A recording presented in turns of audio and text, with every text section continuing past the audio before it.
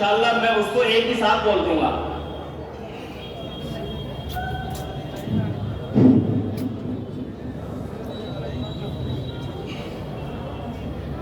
بسم اللہ الرحمن الرحیم۔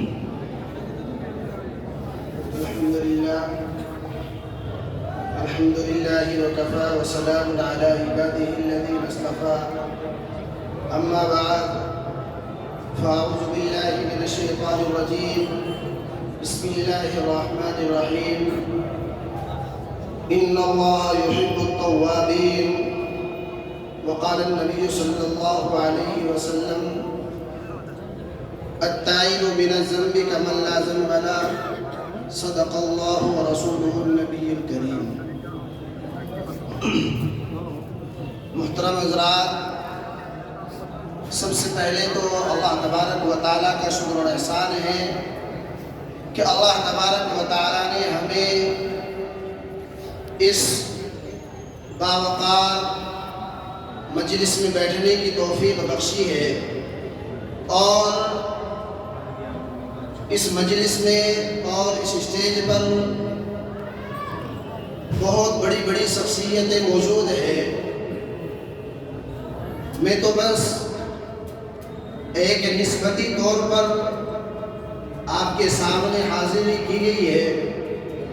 حضرت استاد محترم حضرت مفتی محمد ظاہر صاحب میرے استاد بھی ہوتے ہیں، اور حضرت مفتی محمد خالد صاحب بھی، اور اسی طریقے سے ہم سب کے بڑے، ہم سب کے روح رواں حضرت مولانا اسرائیل صاحب جیسی شخصیات یہاں موجود ہے۔ تو مجھ جیسے کا بولنا تو ایسا ہے کہ جیسا کہ سورج کو چراغ دکھا دینا، لیکن حضرت استاد محترم کا حکم ہوا ہے تو دو چار بات آپ حضرات کے سامنے کہوں، ٹوٹی پھوٹی سی۔ خیر، اللہ تبارک و تعالیٰ نے قرآن کریم میں خود فرمایا ہے ان اللہ یحب التوابین، کہ اللہ تبارک و تعالیٰ توبہ کرنے والوں کو بڑی محبت کرتے ہیں۔ ابھی حضرت کی زبانی آپ سن رہے تھے کہ ہم سب جنت کو چاہنے والے ہیں، اور انہوں نے بتلایا بھی، لیکن ایک یہ ایسا نسخہ ہے کہ اس نسخے سے اللہ تبارک و تعالیٰ کی محبت دلوں میں گھر کر جاتی ہے۔ جب انسان اللہ سے توبہ کرتا ہے،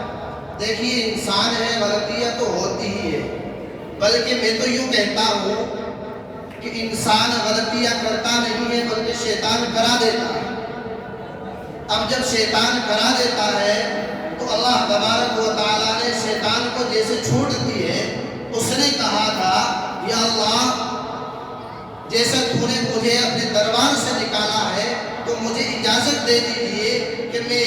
جس وجہ سے نکالا گیا ہوں، چونکہ جو شیطان نکالا گیا تھا وہ نکالا بھی انسان ہی کی وجہ سے گیا تھا۔ انسان کو سجدہ کرنے کے لیے کہا آدم کو اللہ نے، تو شیطان نے سجدہ نہیں کیا تھا، اسی وجہ سے اللہ تبارک و تعالیٰ نے اپنی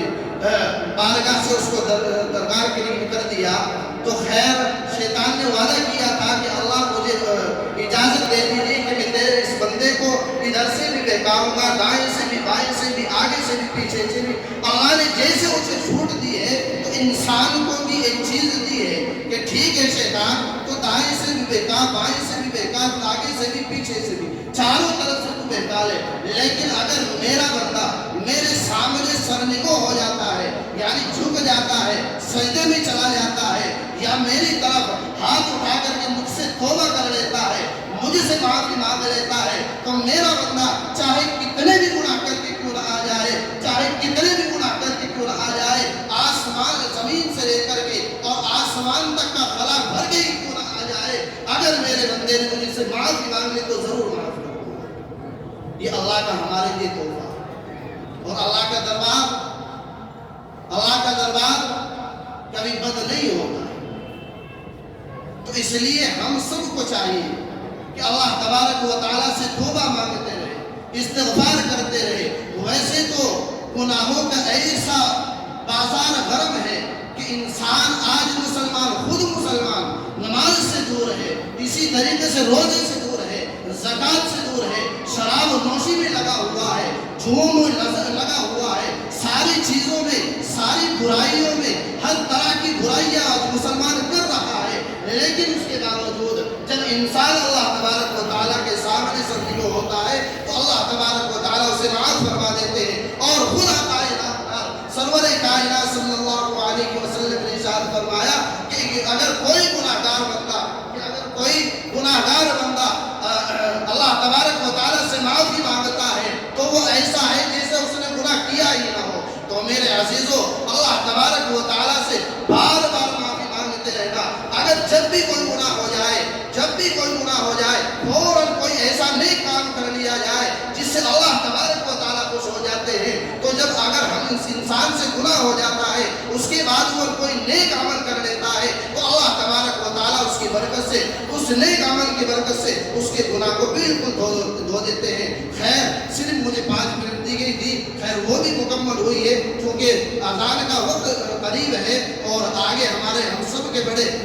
کے روح رواں حضرت مولانا اسرائیل صاحب کا برکاتہ العالیہ اسٹیج پر طلبہ فروز ہیں، ان کا بیان ہوگا، اور پوری انہی کی دعا میں انشاءاللہ تعالی اس مجلس کا اختتام ہوگا۔ خیر، اللہ تبارک و تعالی مجھے بھی عمل کرنے کی توفیق عطا فرمائے اور ہم سب کو ان چند باتوں پر عمل کی توفیق نصیب فرمائے۔ آمین، وآخر دعوانا الحمدللہ۔